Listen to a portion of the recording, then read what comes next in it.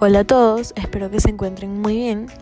Bienvenidos a la clase de Organización de las Naciones Unidas y de Organizaciones Internacionales. En principio, la Organización de las Naciones Unidas tiene como antecedente directo el fin de la Segunda Guerra Mundial. La Segunda Guerra Mundial lo podrán ver más adelante en otras clases, pero este fue un conflicto militar mundial que acabó con las vidas de muchísimas personas y en el cual se enfrentaron dos grandes bandos, el bando de los aliados y el eje.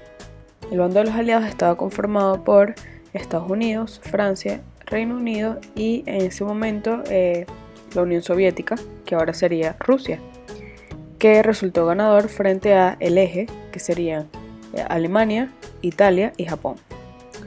En vista que se acabaron con tantas vidas en ese momento, se decidió crear este ambiente de cooperación, de diplomacia, en el que se puedan resolver los conflictos de forma pacífica, en el cual lo conforman 193 países y se encuentra bajo la administración del secretario general actualmente, que es Antonio Guterres. Al fin de que esta organización pueda cumplir con su cometido, que es el resolver los conflictos entre países de forma pacífica, asegurar el bienestar entre los países del mundo y que no se vuelva a repetir los sucesos de la Segunda Guerra Mundial, la Organización de las Naciones Unidas se divide en distintos órganos que ayudan a cumplir cada una de estas tareas de forma más eficaz. Entre ellas está la Asamblea General, el Consejo de Seguridad, el Consejo Económico y Social, la Corte Internacional de Justicia y la Secretaría General. Las Naciones Unidas nacieron con el fin de la Segunda Guerra Mundial, es decir, 1945-46, y es por eso que los secretarios generales de la ONU han tenido una trayectoria de al menos 74 años. Y por eso es que aquí ven todos los secretarios generales que hemos tenido en la historia, desde el primero, que fue Trygve-Lie, y Antonio Guterres, que es el actual. Entonces vamos a ver un poco cuál fue el aporte de cada secretario general para nuestra historia. Por otro lado, la Asamblea General es el órgano principal de las Naciones Unidas y en él se encuentran todos los Estados miembros, es decir, los 193 países que mencionamos inicialmente. Aquí se discute sobre la paz, el ingreso de nuevos miembros a esta asamblea y cuestiones presupuestarias, por lo cual se apoyan con el Consejo Económico y Social o ECOSOC. Este asiste a la Asamblea General promoviendo la cooperación y desarrollo tanto en lo económico, social y en el ámbito internacional. Examinan problemas económicos para los cuales elaboran recomendaciones, proponen programas y soluciones y demás herramientas para poder solventar estas problemáticas. Por ejemplo, el Consejo Económico y Social cuenta con otros subcomités que los ayudan a cubrir ciertas áreas y problemas que de ser de una discusión general sería muy difícil llegar a un consenso. Por ejemplo, el Consejo para la Condición Jurídica de la Mujer trata sobre la igualdad de género, la posición de las mujeres en cada cultura y el rol de estas a largo plazo en el mundo. Esto es una materia que le compete al Consejo Económico y Social, pero un subcomité es el que se trata este problema para llegar a soluciones y recomendaciones que los países pueden decidir si adoptar o no. Si los países forman parte del debate, lo más seguro es que se comprometan a cumplir las soluciones que allí se propongan. Si bien la Asamblea General se encarga de mantener la paz y el ingreso de nuevos miembros, y el ECOSOC se encarga de los problemas económicos y sociales a nivel internacional, entonces el Consejo de Seguridad se encargará precisamente de la seguridad, mantenerla así como mantener la paz. Por ello, el Consejo de Seguridad tiene 15 miembros y cada miembro tiene un voto. Estos 15 miembros se dividen entre los 5 países que tienen el poder de veto y los otros 10 países, en los cuales estos son los miembros permanentes. Los 5 países que tienen el poder de veto son Estados Unidos, China, Francia, Rusia, Reino Unido y Gran Bretaña del Norte. Aquí podemos ver que estos países que tienen el poder de veto fueron los vencedores en la Segunda Guerra Mundial. El resto de los países miembros son Túnez, Vietnam, Bélgica, Indonesia, República Dominicana, Sudáfrica, Alemania, Níger, Estonia, San Vicente y las Granadinas. Ahora, con el poder de veto del Consejo de Seguridad, este es ejercido exclusivamente por los 5 miembros permanentes que les mencioné anteriormente, China, Francia, Reino Unido, Rusia y Estados Unidos. Este poder de veto permite evitar la aprobación de cualquier resolución sustantiva. ¿Y qué es lo que se debate en el Consejo de Seguridad? Como hemos visto que tiene que ver con la paz entre los países y cómo se aborda esta seguridad, en el 2020 las resoluciones han tenido como tópico situaciones que amenazan la seguridad tanto interna de los países, externa y de los mismos nacionales de cada uno de ellos, como en Mali, en el resto de Oriente Medio, en la República Democrática del Congo, en Somalia, en Libia. Y la resolución más reciente es del 14 de julio del 2020, en el que se habla del mantenimiento de la paz y seguridad internacional, abordando temas como los grupos terroristas y cómo esto se ha desarrollado en el contexto de pandemia por el COVID-19 también. Es bastante importante tomar en cuenta que en este poder del veto es como si estos países, estos 5 miembros permanentes, tuviesen un voto que tiene mayor peso que el resto de los miembros. De esta manera, es como si en una resolución que se esté hablando sobre la situación en Mali, Rusia decida votar en contra de las soluciones que se propongan, y es por ello que la resolución no podría prosperar. Por eso es bastante problemático y controversial, porque algunos países dejan que sus intereses influyan sus decisiones, y es probable que en situaciones muy graves en distintos países no tengan una solución viable y rápida por este conflicto de intereses. Vean el poder del veto como el ejemplo más común es cuando de repente le dicen a su papá que quieren salir con sus amigos a jugar o ir a algún sitio, y su papá les dice, bueno, pregúntale a tu mamá. Y su mamá les dice que no, y al final no terminan yendo porque la decisión de su mamá pesa más que la de su papá. Eso es muy común, y eso podría verse como un ejemplo del poder de veto. El artículo 27 de la Carta de las Naciones Unidas, que es el documento que rige la ONU como tal, establece que cada miembro del Consejo de Seguridad tendrá un voto. Esto ya lo habíamos hablado. Las decisiones de este Consejo sobre cuestiones de procedimiento serán tomadas por el voto afirmativo de 9 miembros, 9 de 15. Pero las decisiones sobre todas las demás cuestiones serán tomadas por el voto afirmativo de 9 miembros, incluso los votos afirmativos de todos los miembros permanentes, es decir, los 5 países que ya habíamos mencionado.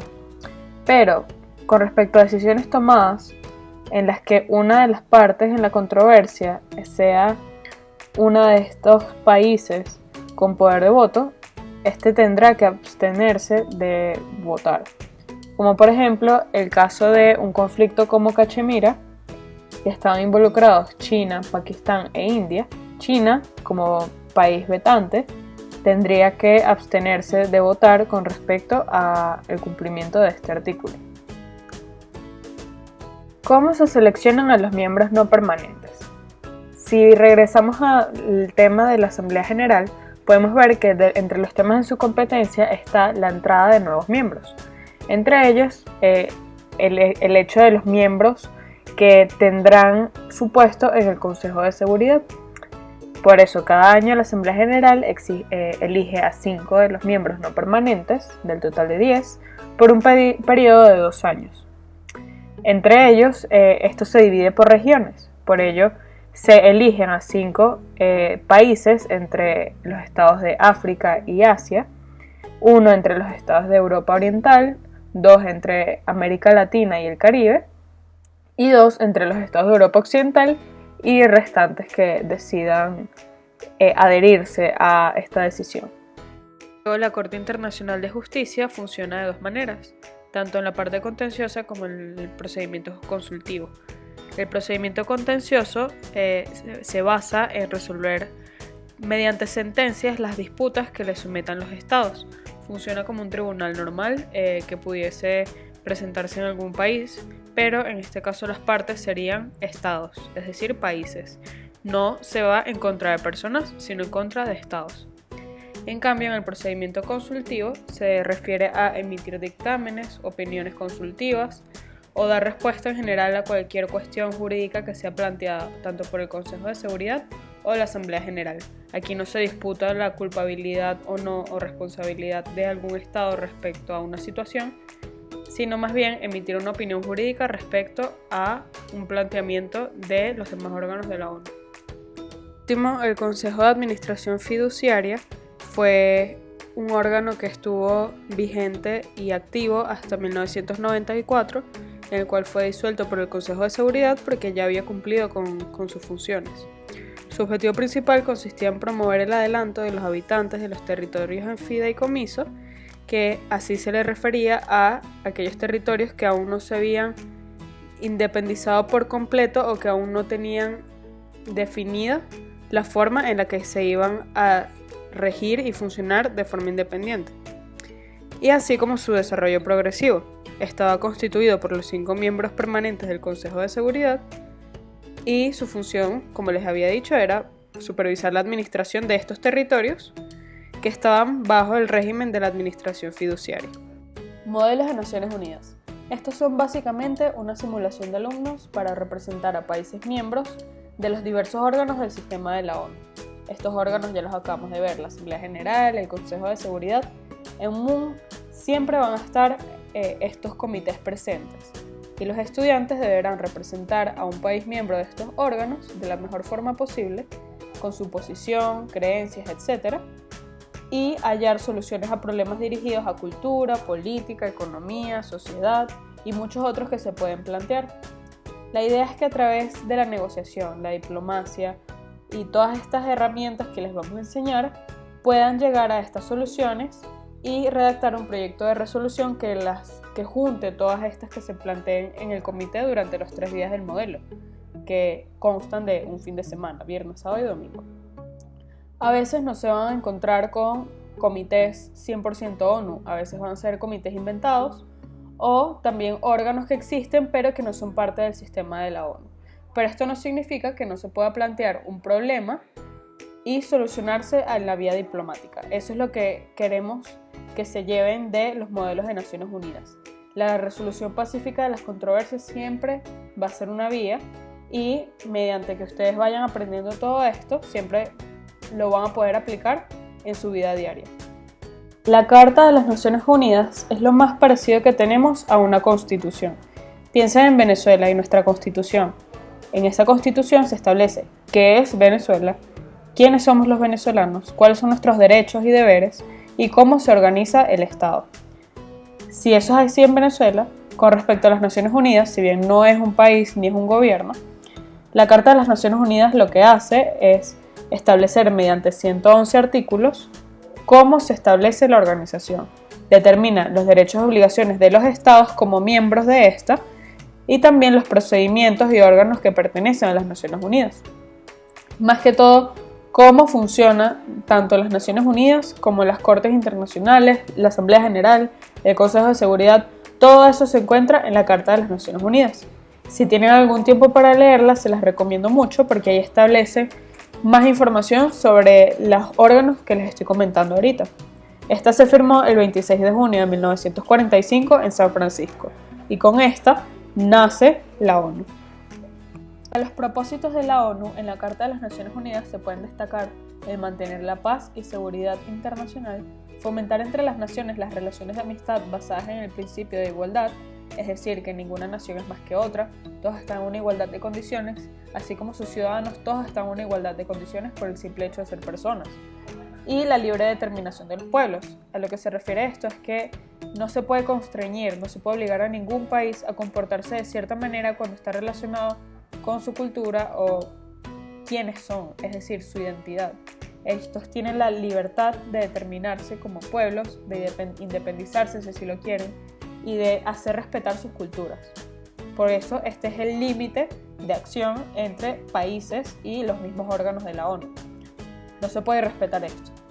Así como cooperar en la solución de problemas internacionales de carácter económico, social, cultural o humanitario, siempre mediante la negociación y diplomacia, y servir de centro que armonice los esfuerzos de las naciones para alcanzar estos propósitos comunes. La ONU es como un espacio neutral, un espacio en el que todos los países están bienvenidos a esforzarse por solucionar estos problemas que nos competen a todos al final, porque todos los países forman parte de un mundo y que hay problemas que nos afectan a todos, y la forma de resolverlos nunca va a ser la violencia, sino la diplomacia y la paz.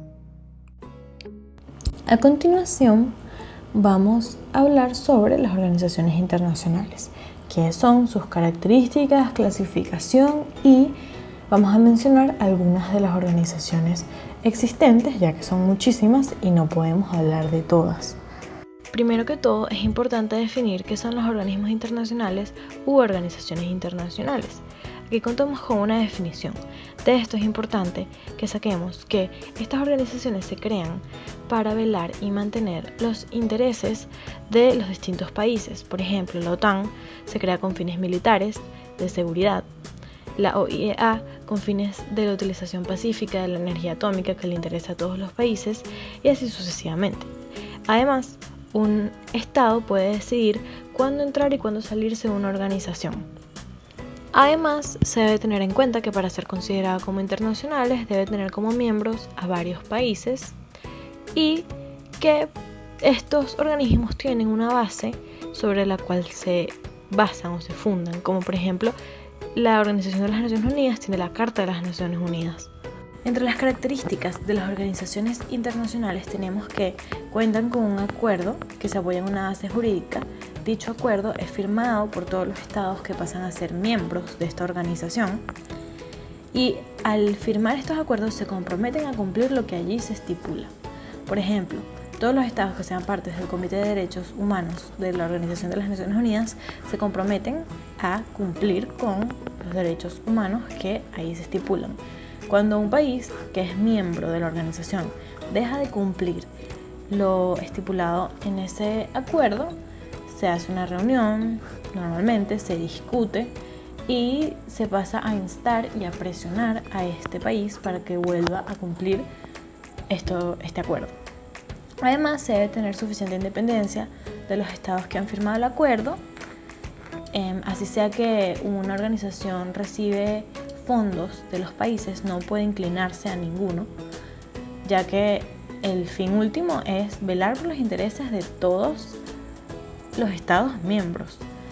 Y por último, deben contar con una autonomía jurídica que impida que los estados puedan tomar decisiones a su favor que puedan perjudicar los intereses colectivos.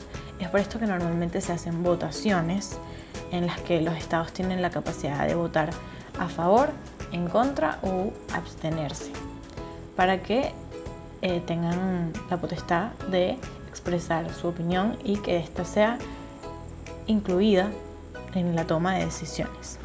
Por otro lado, las organizaciones internacionales se clasifican según varias variables.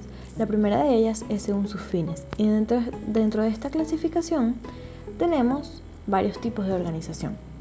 Primero, las organizaciones de fines generales, cuyas actividades no están circunscritas a un ámbito específico, sino que abarcan todo aquello que se estime útil y necesario, como por ejemplo la Organización de las Naciones Unidas.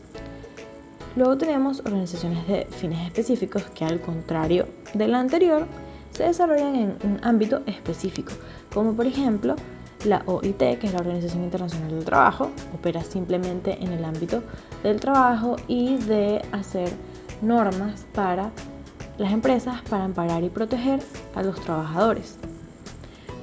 Por otro lado, tenemos organizaciones de cooperación preferentemente militar, que tiene fines de defensa y de ayuda mutua en casos de agresión, por ejemplo los cascos azules. Luego, organizaciones de cooperación preferentemente económica, cuyos objetivos son financieros, como por ejemplo la Organización Mundial de Comercio. Tenemos organizaciones de cooperación técnica y científica que busca que los estados cooperen entre sí en diferentes sectores. Un ejemplo de ello es la OIEA, que busca que los estados cooperen para el desarrollo pacífico de la energía nuclear.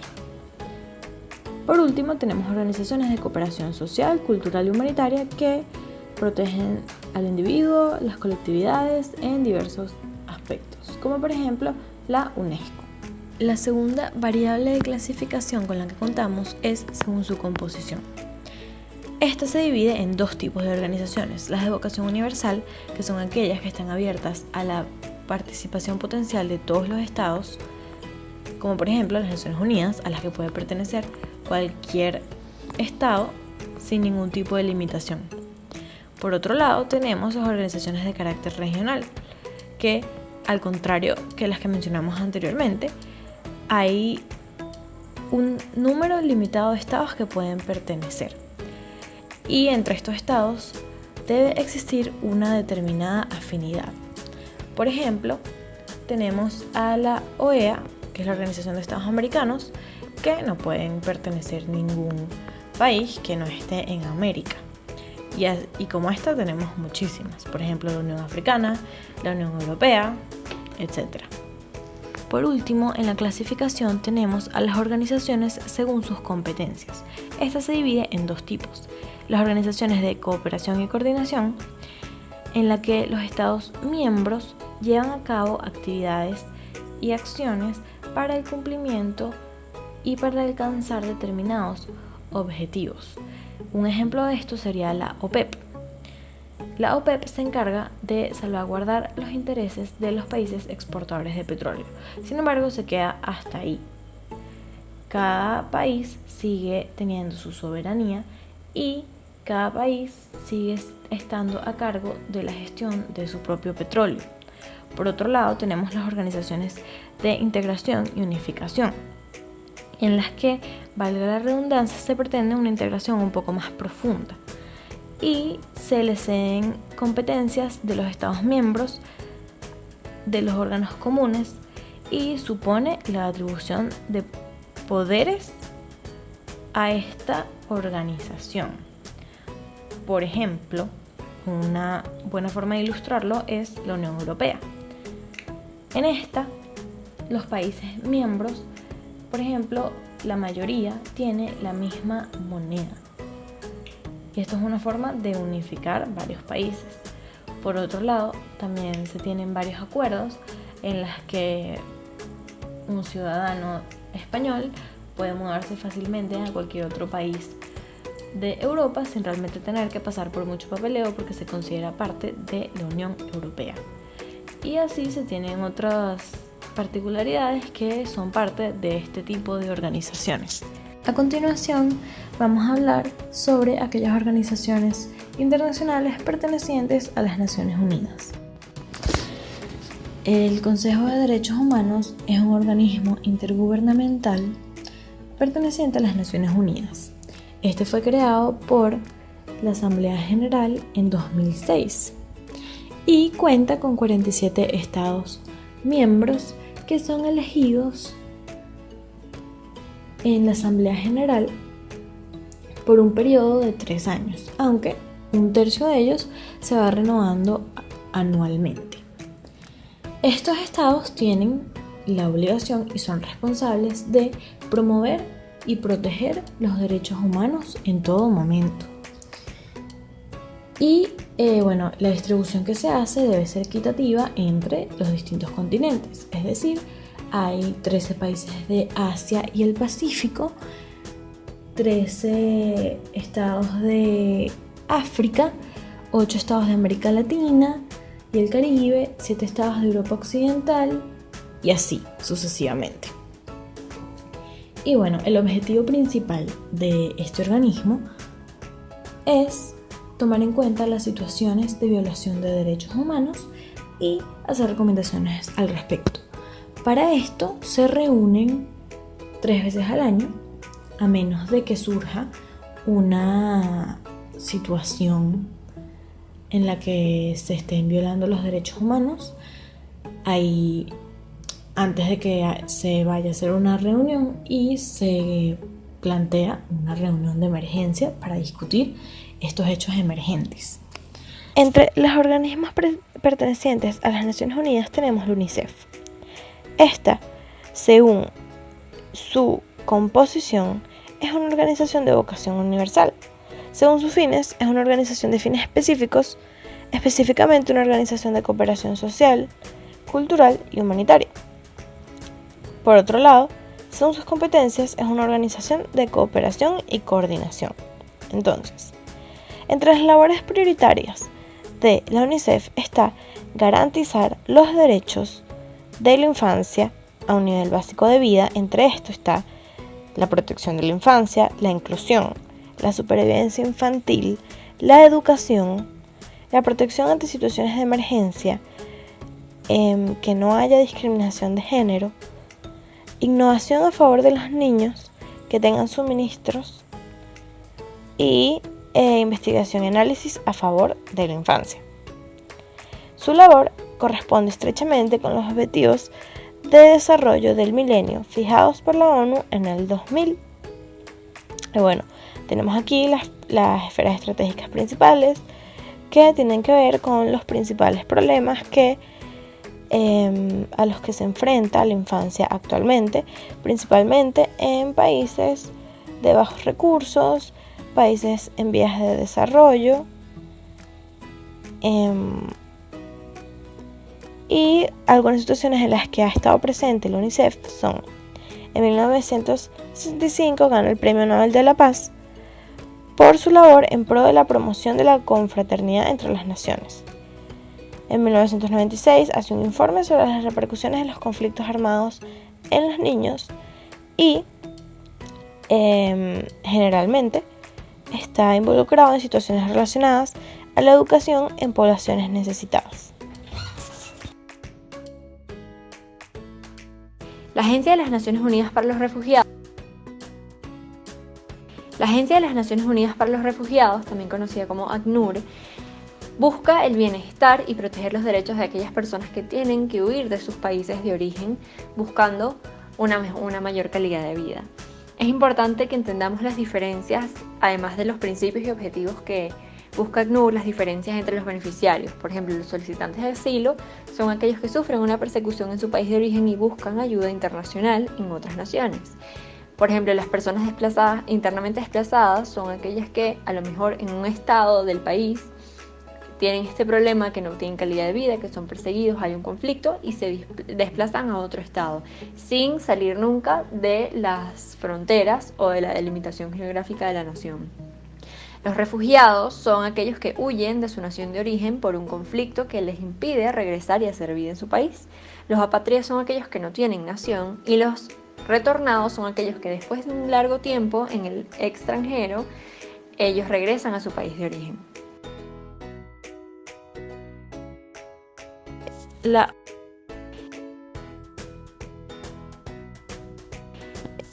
OMS, o Organización Mundial de la Salud, es un organismo perteneciente a las Naciones Unidas cuyo objetivo es construir un futuro mejor y más saludable para las personas de todo el mundo. Tiene 194 Estados miembros y se esfuerza por luchar contra las enfermedades. Además, es la encargada de declarar pandemias y de mantener un seguimiento a las mismas, además de brindar información confiable por las que las personas se puedan guiar en términos de prevención y en términos de tratamientos, etc.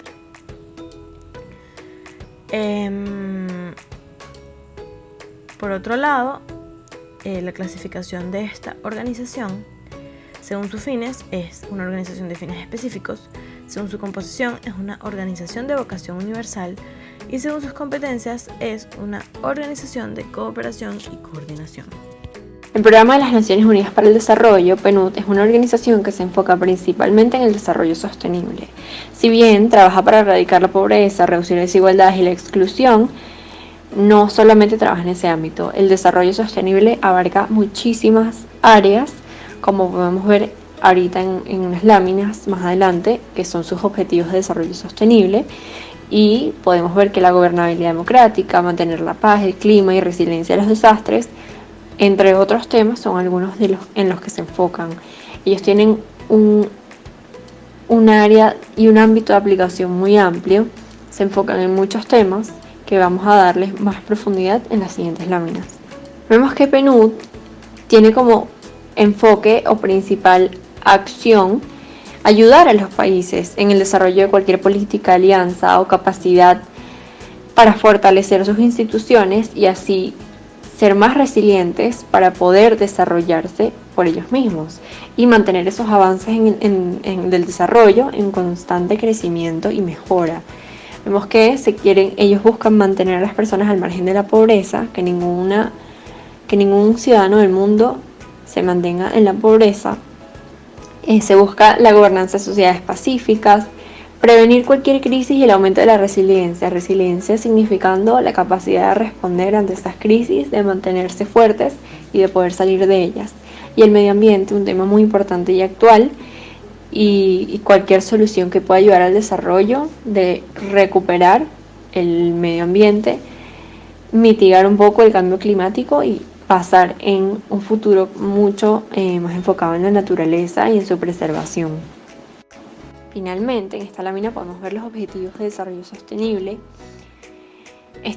Vemos que abarcan, como les expliqué en otras láminas, muchos temas: la pobreza, el hambre, la salud, la educación, la igualdad, el agua, la falta de agua que existe en el mundo, también la energía, el trabajo, la industria, la innovación, la reducción de cualquier desigualdad.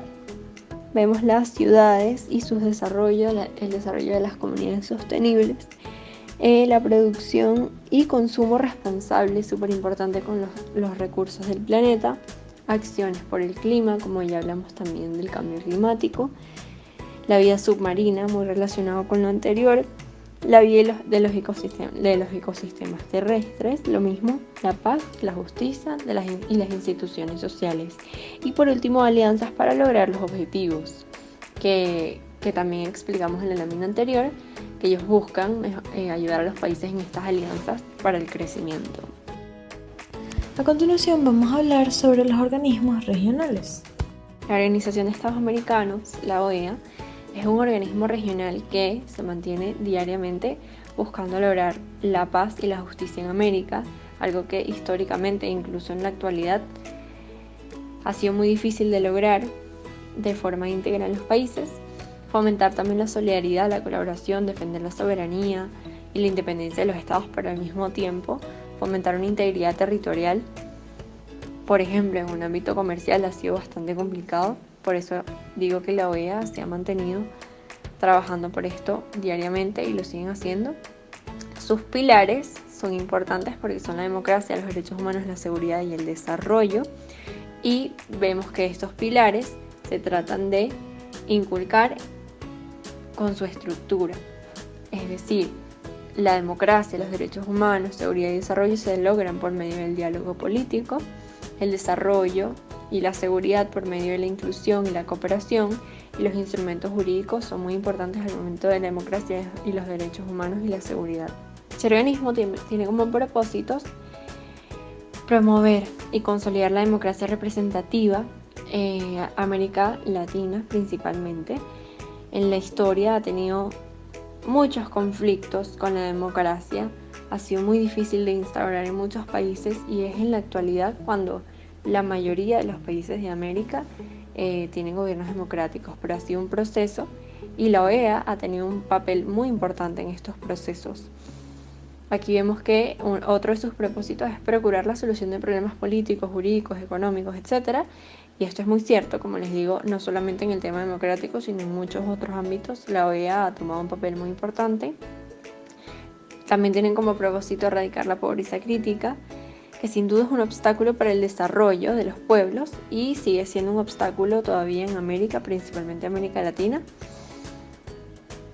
Alcanzar una efectiva limitación de armamentos convencionales también es otro de los propósitos, y esto va muy de la mano con el tema de los sistemas democráticos, pues en América siempre ha habido muchos conflictos armados que impiden la democracia y su desarrollo. Esto también va relacionado con afianzar la paz y la seguridad del continente. Por eso les digo que la OEA es un organismo que tiene un trabajo diario y constante con esto, porque América todavía tiene este tipo de problemas y probablemente lo seguirá teniendo mientras los estados no logren esa integración, que es lo que la OEA ha tratado de lograr por mucho tiempo. El Foro de las Islas del Pacífico suele no ser tan popular o tan mencionado como los organismos regionales anteriores, pero ya finalizando los organismos regionales es importante entender en qué trabajan.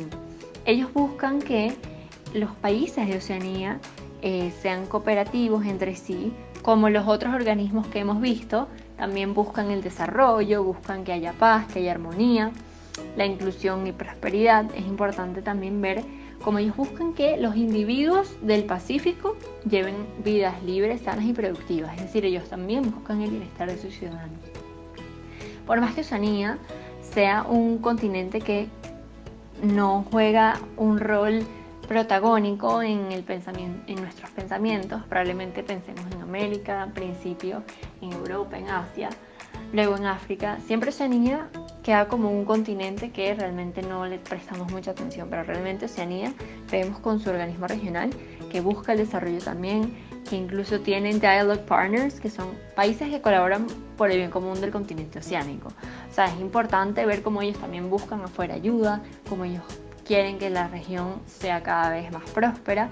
Me parece interesante el enfoque que le dan a una paz y a un desarrollo de las personas que viven en el Pacífico. No lo ven solamente como las naciones, sino que cada individuo que vive en Oceanía, en ese continente, tenga un bienestar de vida. Me parece muy interesante y también me parecería un tema muy interesante en cualquier comité del mundo.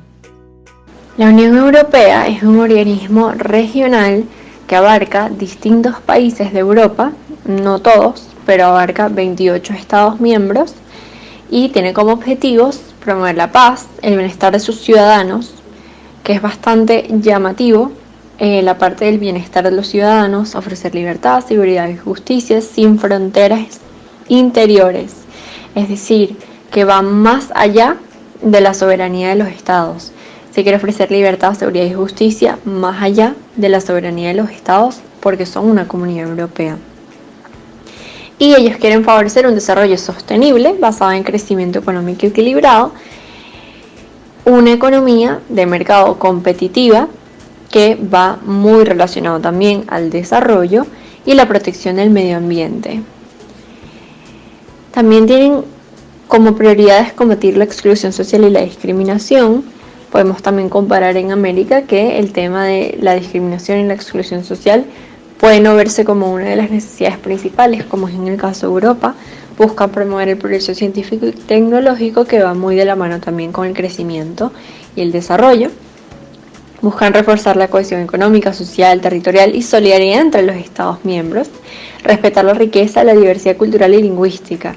Considero esto muy llamativo porque en Europa sucede que si bien los países miembros tienen distintos idiomas entre sí, algunos los comparten, otros no, dentro de los mismos países también hay distintos dialectos y, por ejemplo, tenemos el caso de España, que si bien se habla el español, el castellano, también existen otros dialectos como es el catalán en Barcelona, el valenciano en la Comunidad de Valencia, el euskera en el País Vasco, etc.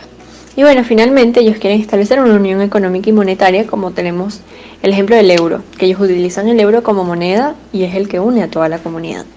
La Unión Africana es un organismo regional que tiene una labor esencial para los países africanos, para sus 55 miembros. Vemos que ellos tienen una visión de una África integrada, próspera y pacífica, que viene dado por su historia y la actual situación del continente. Pues África ha tenido muchos conflictos para el desarrollo, para su crecimiento, para su integración principalmente, porque los mismos países, las naciones en sí, han tenido grandes problemas para integrarse, entre ellas como una nación solidificada por las diferencias étnicas, las diferencias lingüísticas, históricas, etcétera, dentro de un mismo país. Entonces, habiendo estas diferencias dentro de las mismas naciones, sumando más la integración con otras naciones de África, ha sido muy complicado y esto ha generado muchos conflictos. Por eso ellos buscan integración y paz para África, que es una labor bastante complicada, pero que poco a poco van desarrollando. Ellos tienen entre sus objetivos lograr una mayor unidad y solidaridad entre los países, defender la soberanía, integridad territorial e independencia, es decir, que se respete la soberanía de las naciones para que también haya una cooperación entre ellas.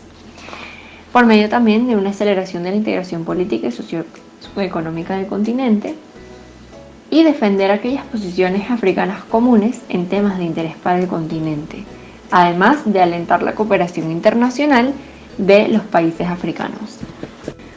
África es un continente muy interesante por las diferencias que hablamos, la riqueza cultural, religiosa, étnica, lingüística y de muchísimos ámbitos en cada una de las naciones, no solamente político, económico y social. Por ende, tal riqueza puede generar a veces ciertos problemas, como es el de la integración, y también, como mencionamos, han habido muchísimos conflictos, y ellos promueven en la Unión Africana la paz, el desarrollo sostenible, los derechos humanos, la seguridad, principios de instituciones democráticas, participación popular, investigaciones, etc., tratando de lograr ese mayor desarrollo. Vemos que, comparando con otros organismos regionales, no atienden tanto estas necesidades porque suelen ser un poco más básicas, suelen ser un poco más garantizadas. En cambio, en África siguen en este establecimiento de las instituciones. Ellos también buscan coordinar las políticas entre las comunidades económicas regionales para lograr también esa integración. Buscan establecer condiciones que permitan al continente desempeñar el papel que realmente le corresponde en la economía mundial, debido a que África nunca ha podido realmente dar un gran aporte en el ámbito económico al mundo como otros continentes, y ellos quieren aportar más a esas negociaciones internacionales.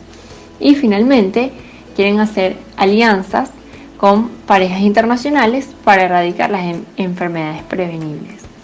África es un continente, como ya también hemos explicado, con grandes conflictos, con grandes problemas que muchos continentes han superado ya, y África sigue todavía luchando por superarlos, por las grandes divergencias, grandes conflictos y gran divergencia que existe entre las naciones y dentro de las mismas naciones también.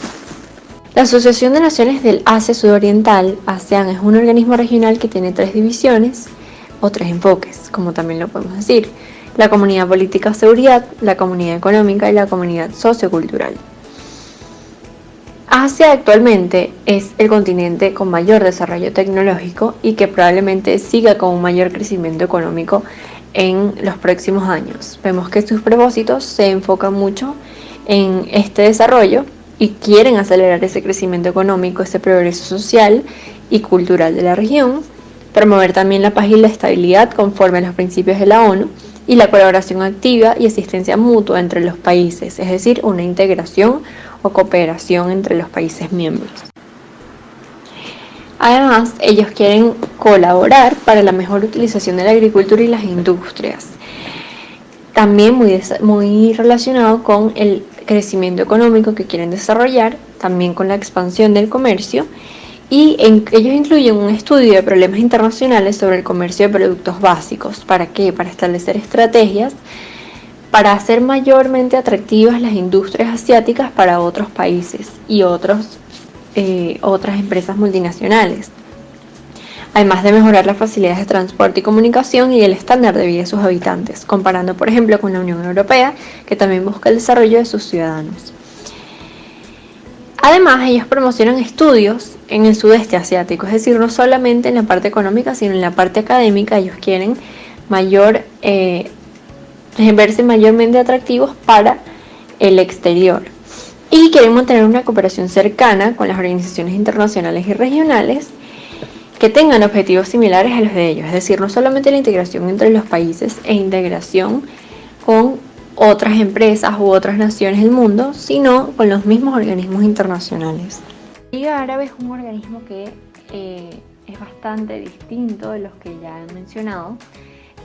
Vemos que está compuesta por países árabes, 22 miembros y 4 observadores, y buscan ese desarrollo económico y social del mundo árabe. ¿Qué pasa con el mundo árabe? El mundo árabe tiene una gran influencia religiosa del Islam, una gran historia muy influenciada por esta religión, y vemos que hay unos países árabes que todavía lo mantienen y que la religión es la ley incluso, y otros que separan la religión de lo que es el Estado. Entonces realmente esta cooperación y esta inclusión entre los países, la solidaridad entre los países es bastante complicada, en esto se trata en la Liga Árabe.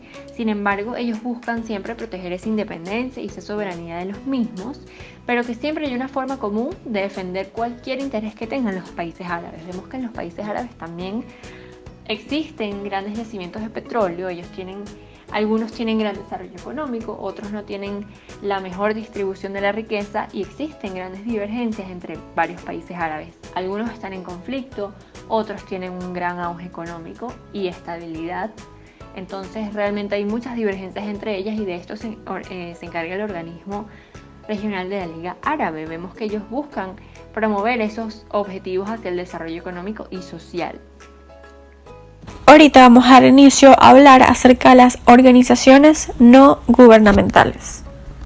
Las ONGs, según En Ayuda en Acción 2017 para FODOS, se tratan de entidades de iniciativa social y fines humanitarios que son independientes de la administración pública y no tienen afán lucrativo. Por otro lado, según la Organización de las Naciones Unidas, cualquier grupo de personas con un interés común, su propósito es altruista y sin ánimos de lucro en sus actividades. Otros autores lo definen como entidades sin fines de lucro, independientes y voluntarias. Características de las organizaciones no gubernamentales. Primero, esta organización recibió su nombre en 1945, recién creado el Cuerpo de las Naciones Unidas. Y, por otro lado, esta organización no está ligada al Estado ni organismos intergubernamentales, aunque pueden recibir fondos de gobierno. A continuación vamos a hablar acerca de la clasificación de las ONG. Primero tenemos según su orientación, que ésta se divide en 4 tipos. De caridad, en donde las actividades van dirigidas a satisfacer necesidades de personas con bajos recursos. Por ejemplo, distribución de alimentos, provisión de ropa, provisión de medicina, de vivienda, transporte y escuelas. De servicios, en donde se dedican a la provisión de servicios que corresponden al Estado, pero que por algún motivo no alcanzan a todos los ciudadanos. Por ejemplo, servicios de salud, educación y planificación familiar. Las participativas, por otro lado, llevan a cabo proyectos de autoayuda en comunidades locales. Las mismas comunidades participan en la ejecución del proyecto, ya sea aportando dinero, herramientas, tierras, voluntarios, entre otras cosas. Y por último, de defensa, en donde se trabajan para influir el sistema social, económico o político. Su objetivo es promover una serie de cambios, por ejemplo, respecto a los derechos humanos, de los animales, fin de la exclusión social de un grupo, entre otras cosas. Clasificación tenemos según su área de actuación. Tenemos primero a las ciudadanas, en donde su ámbito de actuación se dirige en una determinada ciudad. Luego tenemos de base comunitaria, en donde surgen de iniciativas de una comunidad. Por ejemplo, clubes deportivos, organizaciones de mujeres, organizaciones religiosas, etc. En las nacionales tenemos que operan a nivel nacional, por ejemplo, Se Nos Ayuda. Y a nivel internacional tenemos que trabajan en varios países del mundo. Son las más conocidas. Por ejemplo, Médicos Sin Fronteras, Human Rights Watch y Amnistía Internacional. A continuación vamos a hablar sobre algunas organizaciones no gubernamentales. Es importante que conozcan sobre estas, ya que si bien no tienen un lugar como comités dentro de los modelos de las Naciones Unidas, sí tienen lugar como participantes dentro de un comité, como por ejemplo dentro del Comité de Derechos Humanos. Entonces, la primera organización de la que vamos a hablar es Human Rights Watch. Como pueden ver, fue fundada en 1978. Según su orientación es una organización de defensa y según su área de actuación es una organización internacional. Esta es definida como una organización de derechos humanos no gubernamental, sin fines de lucro, cuya misión es defender los derechos de las personas en todo el mundo. Para hacer esto, investigan minuciosamente los abusos, exponen los hechos y ponen presión sobre quienes ostentan el poder a fin de que respeten los derechos. Entre sus valores fundamentales tenemos que es un trabajo guiado por los derechos humanos internacionales, por la ley humanitaria y por el respeto de la dignidad de cada ser humano. Son independientes, es decir, que no aceptan fondos del gobierno de forma directa o indirecta ni de ningún donante privado que comprometa su independencia u objetividad, y no apoyan causas políticas. Son objetivos, precisos y éticos en la recopilación de datos y buscan generar un impacto. Y la otra organización que es importante mencionar es Amnistía Internacional. Según su orientación, es una organización de defensa y según su área de actuación es internacional. Esta es conocida como un movimiento de personas basado en la membresía mundial voluntaria que está representada por entidades de membresía y de membresía internacional. Por ejemplo, en la UNIMED hay una agrupación que se llama Amnistía Internacional que es miembro de la organización. Por otro lado, la visión y misión. La visión se busca un mundo en el que todas las personas puedan disfrutar de los derechos humanos proclamados en la Declaración Universal de los Derechos Humanos. Y la misión es realizar labores de investigación y acción centradas en impedir y poner fin a los abusos graves contra todos estos derechos.